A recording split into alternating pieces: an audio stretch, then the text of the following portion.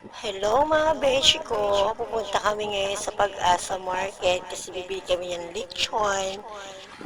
So nandito na nga kami sa Pag-asa Market at makabili tayo dyan ng lechon na halagang 100 to 200. So napili ko dyan yung tig 200 na walang rice. Malutong siya guys. Kaya itong kasama ko ay binigyan siyang free play si Kuya.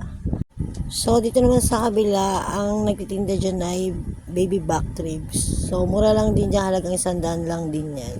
So, pagtas bumili dito sa lechon, lipat ako dyan. Nandito na ako ngayon sa baby back ribs.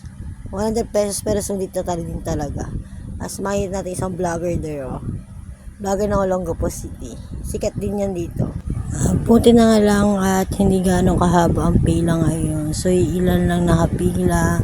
Kaya, medyo nahihiya din talaga ako mag-video guys. Kasi nakita ko yung hawak-hawak niyang camera, napakaganda. So, kahit na vlogger ako, pero nagsashy pa rin ako guys.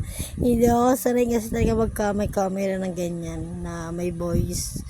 So, ito na ang baby back ribs. Halagang 100 mo po. Okay na okay. Ox na ox. Yung lechon naman yan ay nasa 200 pesos. So, yun lang. Happy food trip guys!